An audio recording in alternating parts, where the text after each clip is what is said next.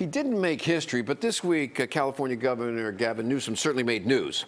He put a moratorium on death penalty executions here in the state of California. Joining us is former prosecutor and UC Hastings law professor Rory Little. A question I've been asked out there since he did this is, one, was it legal? Is it legal for a governor to do this, to take the will of the people and say, no, I'm not going to do it? Yeah, it's legal. It's legal because we give the executive the power to not commute, to delay executions. So what he said here is, I'm not going to sign any death warrants.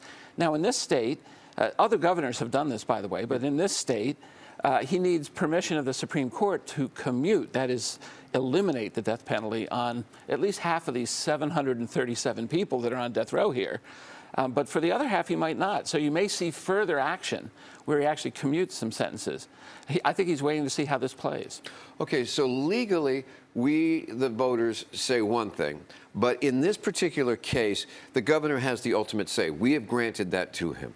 Now, had he not declared a moratorium, by his own statements, there were some 25 cases that were probably going to be headed towards his desk while he was governor, right? It's hard to know because he could have done some other things. There were protocols that are necessary to execute anybody. Those protocols have not been approved. They've been in litigation for, I think, 6 years. So he could have had the option, let's say political diabolically, he could have said, okay, I am going to carry out the will of the people and then tap the brakes on various procedural things to make sure it never got to him. He could have slowed it down at least. Whether he could have, you know, he might be governor for 8 years. That's a long time to slow things down. 25 cases at least, and probably more, would have come to him over the next, let's say, 3 years. Okay, so if he had these 25 cases, many of them are not savory. We're talking about people that killed children. We're talking about rapists. We're talking about multiple offenders. He would have had to have sat there and either commuted that sentence and individually explain why, and then hand it over to the Supreme Court for confirmation. That would not have been a pretty picture necessarily. Oh, I think that's right. Might have been principle, but it wouldn't have been pretty. No, I think that's right. I mean, one reason to do this is to avoid that one by one and, oh my God, not that person sort of reaction. On the other hand, you know, he could have done what other governors have done, which is set up a commission to study everybody. Let's study everybody on death row, make sure they're not victims of race bias. Let's make sure they're not innocent. Make sure there were no procedural flaws that amount. Isn't that what the appeal system already does? In California, we're spending billions of dollars on an appeal system to do that. What do you need? Oh, well, but that would have been a way to... It would have slowed things down, but the irony here is that even though that's what the appeal system is supposed to do, and you've got a double appeal system, state and federal, we still find people who are innocent on death row. Kevin Cooper is a guy who many people believe the evidence is not sufficient to convict him. He's been on death row for many years now, and only recently did Governor Newsom actually order that there be further DNA testing of some of the evidence, which was, you know, when the case happened, that evidence wasn't available. So, you know, there are ways that we don't have a complete trust in our death penalty system. That's one reason governors have done this in other states. All right, it's a never-ending story. Donald Trump, Russian collusion, the Robert Mueller report. Joining us this morning is former prosecutor Rory Little, who also teaches law at Hastings. Question is, Mueller has asked for another 60-day extension? How long does this go on? Well, you know, there are aspects of this. There may be interim reports already filed. We don't know. But he asked for 60 days today because Rick Gates, remember that name? Nobody remembers that name, is still cooperating. And so they've asked for another 60 days. Update us on Rick Gates for the people out there. Rick Gates was linked into this Manafort stuff. And so this indicates that there's still aspects of the Manafort ball of wax that are still happening in the Mueller investigation.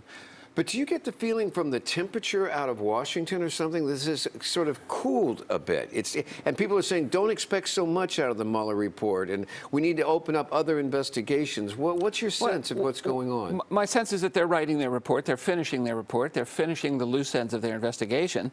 Now, what have they found? We really do not know. They've certainly found a lot of contacts to Russia, and they found a lot of those contacts came back to people in the Trump campaign. But the real question is, do they draw back to the president himself? And do you think, given your historical experience with cases like this, that if it had gone to the president, that we would have heard some leak or some that it would have been out by now? Not with Bob Mueller. Bob Mueller is the most silent, non-leak person you've ever met. So I don't think you could say that about this investigation. Most you could. Okay. Now here comes the next question. Congress, the House of Representatives voted overwhelmingly to release, asking for the report to be released completely when it's done. Right. Legally, having been a prosecutor and also worked on the defense side of things, do you think that's the right thing to do? I don't think it matters, actually. I think what that report says is going to come out sooner or later, and it'll come out by subpoena if it doesn't come out through the process of the Attorney General. I think there's a lot of political benefit if it doesn't tie back to the president to release it.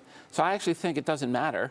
The Senate, by the way, blocked that House resolution yesterday, so it's not going to happen. Well, it's a resolution, so it's just an ask. It's not like a law. Because the question is, people have brought this up and said, if let's say Rory Little was investigated for something, and we did an exhaustive investigation of your entire life, your business life and stuff like that. That would be a terrible thing. Okay. But we didn't find that you'd done anything wrong on what we were supposed to investigate. Should that be made public?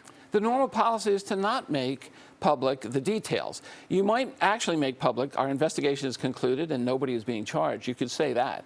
But the explanation for why, this is what got Jim Comey in trouble, was he went on and he said, we're not charging Hillary Clinton, and let me tell you how bad it was.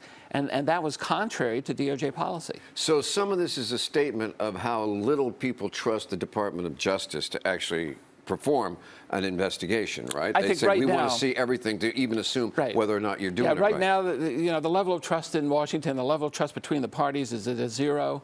And yeah, that's exactly what that is. Plus, it was a non-binding resolution, which means even the Republicans could vote for it. And there was no political loss there. All right. So do you think it's going to be 60 days before the report comes out? I think it could be less than that. I think it'll be less.